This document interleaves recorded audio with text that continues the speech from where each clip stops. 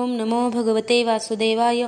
तर आपण श्रीमद भागवत महापुराण पाहत आहोत आणि त्यातील हा आपला 6वा स्कंद. 6व्या स्कंदातील अध्याय 14वा. 14व्या अध्यायामध्ये आपण वृत्रासुरांचे पूर्व जन्मचरित्र पाहणार आहोत. परीक्षित म्हणाला, ब्राह्मण वृत्रासुराचा स्वभाव रजोगुणी तमोगुणी होता, तो पापीच होता. असे असता भगवान नारायणांच्या चरणी त्याची बुद्धी निश्चल कशी झाली. शुद्ध सत्वमय देव आणि पवित्र हृदय ऋषी यांची सुद्धा भगवंतांच्या चरणी भक्ती क्वचितच उत्पन्न झालेली दिसते. भगवन, या जगात पृथ्वीवरील धुलीकणा इतके असंख्य प्राणी आहेत, त्यांपैकी काही मनुष्यादी श्रेष्ठ जीवच आपल्या कल्याणाचा प्रयत्न करतात. हे ब्राह्मण, त्यातूनही मुक्ती इच्छिणारे विरळच असतात आणि अशा हजारो मोक्ष इच्छिणाऱ्यात एखाद्याला मुक्ती किंवा सिद्धी प्राप्त होते. हे महामुने, अशा कोट्यावधी सिद्ध किंवा मुक्त पुरुषांमध्ये सुद्धा जो भगवंतांचाच अनन्य भक्त आहे, असा शांत चित्त महापुरुष सापडणे तर अत्यंत दुर्मिळ आहे. तर मग सर्वांना सतावणारा असल्याने जो मोठा पापी होता, त्या वृत्रासुराची भयंकर युद्धाच्या वेळेही भगवान श्रीकृष्णांमध्ये इतकी दृढ भक्ती कशी उत्पन्न झाली. हे प्रभो, याविषयी आम्हाला अतिशय संदेह असून त्याचे उत्तर ऐकण्याविषयी मोठेच कुतूहल आहे. त्या वृत्रासुराने तर रणभूमीवर इंद्राला सुद्धा संतुष्ट केले होते. सूत म्हणाला, श्रद्धाळू परीक्षितांचा हा प्रश्न ऐकून भगवान सुखदेवांनी त्याचे अभिनंदन करीत म्हटले. श्री सुखदेव म्हणाले, राजा, व्यास, नारद आणि देवल यांच्या तोंडून मी ऐकलेला हा इतिहास लक्षपूर्वक तू ऐक. हे राजा, सुरसेन देशात चक्रवर्ती चित्रकेतू नावाचा प्रसिद्ध राजा होता. त्याच्या राज्यात पृथ्वी सर्व कामना पूर्ण करीत असे. त्याला 1 कोटी राण्या होत्या आणि तो राजाही स्वतः उत्पत्तीला समर्थ होता, परंतु त्याला संतती झाली नाही. चित्रकेतूला कोणत्याच गोष्टींची कमतरता नव्हती. सौंदर्य, औदार्य, तारुण्य, कुलीनता, विद्या, ऐश्वर्य, संपत्ती इत्यादी सर्व गुणांनी तो संपन्न होता. तरी सुद्धा संतती नसल्यामुळे त्याला काळजी लागून राहिली होती.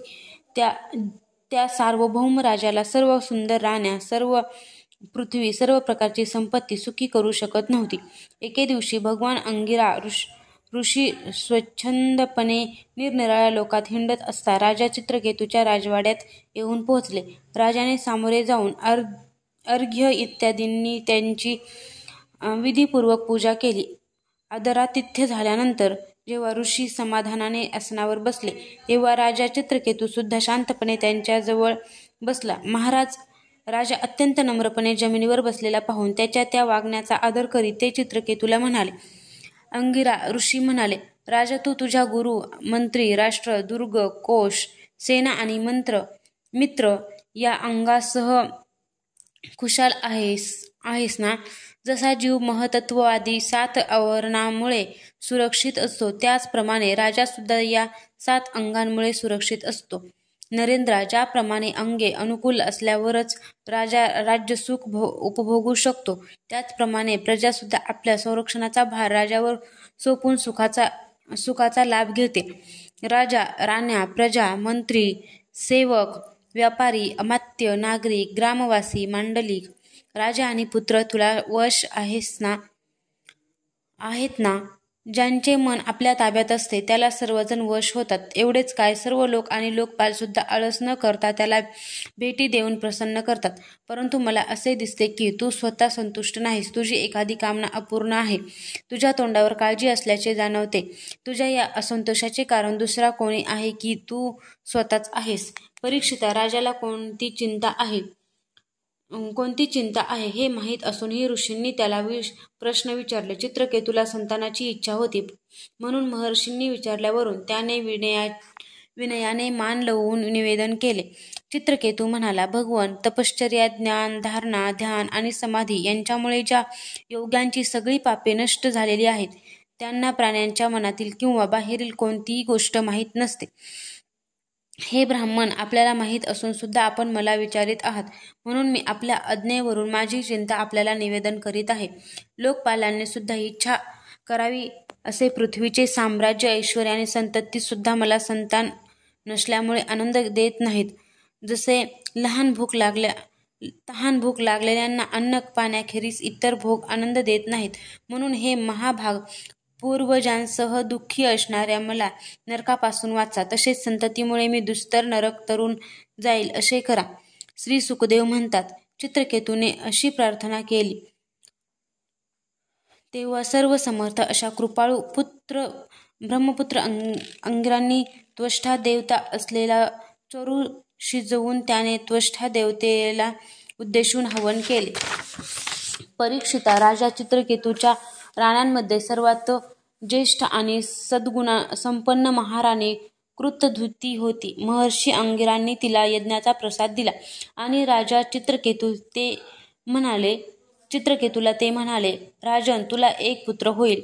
तो तुला आनंद आणि शोक दोन्हीही देईल. असे म्हणून अंगिरा ऋषी निघून गेले. जसे कृत्तिकेने आपल्या गर्भामध्ये अग्निकुमाराला धारण केले, तसेच तो प्रसाद खाल्ल्यानंतर महाराणी कृतधुतीने चित्रकेतूंपासून गर्भधारण केला.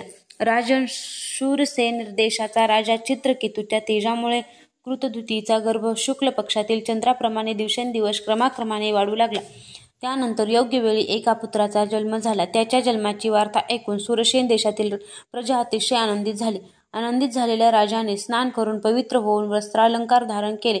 नंतर ब्राह्मणांकडून स्वस्ती वाचन करून घेऊन आणि आशीर्वाद घेऊन पुत्राचा जातकर्म संस्कार केला. त्याने त्या ब्राह्मणांना सोने, चांदी, वस्त्र, अलंकार, गावे, घोडे, हत्ती आणि 60 कोटी गायी दान केल्या. जसे मेघ सर्व जीवांचे मनोरथ पूर्ण करतात, त्याचप्रमाणे उदार राजाने पुत्राच्या धन, यश आणि आयुष्याच्या वृद्धीसाठी इतर लोकांनाही त्यांनी मागितल्या त्या वस्तू दिल्या. जसे कंगाल माणसाला अत्यंत श्रमाने काही धन मिळाले तर त्यांच्याविषयी विशेष प्रेम वाटते, तसे मोठ्या कष्टाने प्राप्त झालेल्या त्या पुत्रांविषयी चित्रकेतूला दिवसेंदिवस अधिकाधिक प्रेम वाटू लागले. माता कृतधुतीला सुद्धा आपल्या पुत्राविषयी मोहामुळे अत्यंत स्नेह वाटत होता, परंतु तिच्या सवतीच्या मनात पुत्रकामनेमुळेच अधिकच मत्सर निर्माण झाला. दररोज बाळाचे लाड करणाऱ्या चित्रकेतूचे बाळाची आई कृतधुतीवर जितके प्रेम होते तितके दुसऱ्या राण्यांवर राहिले नाही. त्या राण्या एक तर संतान नसल्यामुळे दुःखी होत्या, शिवाय राजा चित्रकेतूने त्यांची उपेक्षा केली म्हणून त्या व्यथेने स्वतःचा धिक्कार करीत त्या मत्सराने मनातल्या मनात जळू लागल्या. त्या आपापसात म्हणू लागल्या, पुत्रहीन पापी स्त्रीचा धिक्कार असो. पुत्र असणाऱ्या तिच्या सवती निपुत्रिक स्त्रीचा दासीसारखा तिरस्कार करतात. एवढेच काय, स्वतः पती सुद्धा तिचा पत्नी म्हणून मान राखीत नाहीत.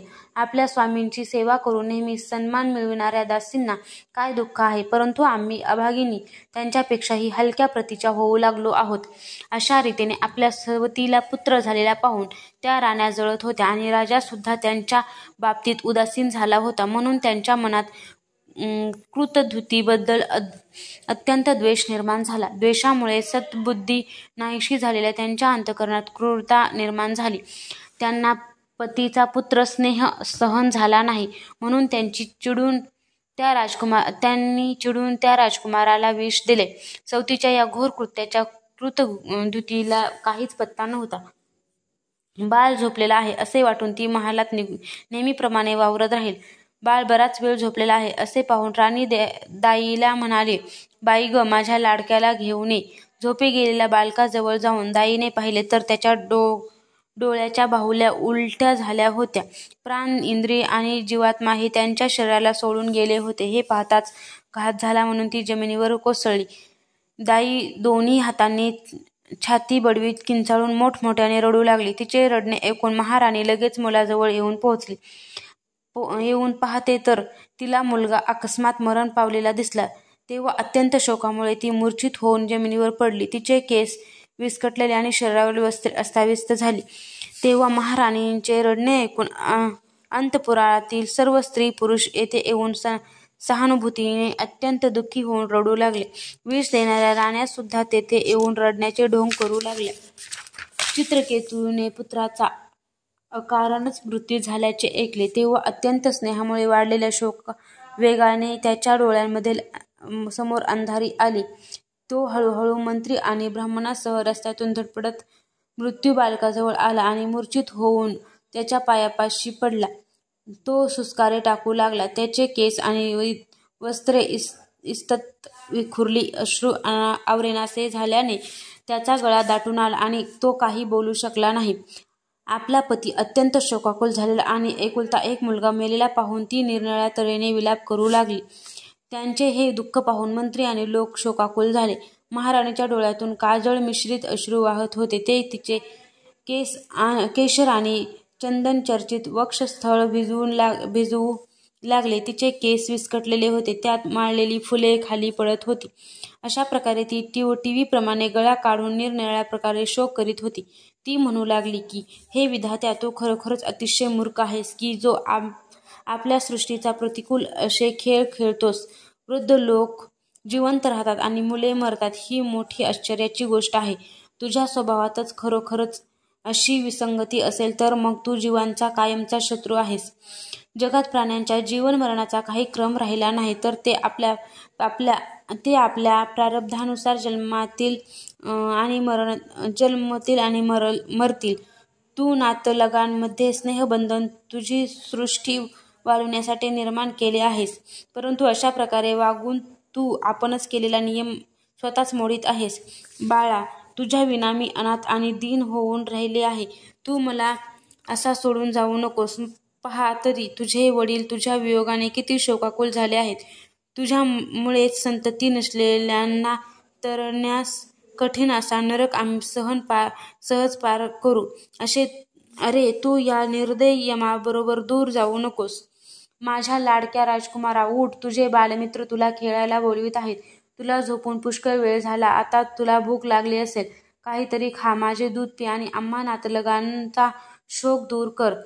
माझ्या लाडक्या, आज मला भागिनीला तुझ्या मुखकमलावर ते भोळे भाबडे हास्य आणि तुझे ते आनंदाचे पाहणे दिसत नाही. आज मला तुझे ते गोड बोबडे बोलणे ऐकू येत नाही. निष्ठुर यम तुला खरोखरीच त्या परलोकात घेऊन गेला आहे काय, जेथून कोणीच परत येत नाही. श्री सुखदेव म्हणतात, आपली राणी आपल्या मृत पुत्रासाठी अशी निरनिराळी प्रकारे विलाप करीत आहे. हे पाहून चित्रकेतू शोकाने अत्यंत संतप्त होऊन ओक्साबोक्शी रडू लागला. राजा राणीच्या अशा विलाप करण्याने बरोबरीचे स्त्री पुरुष सुद्धा दुःखी होऊन रडू लागले.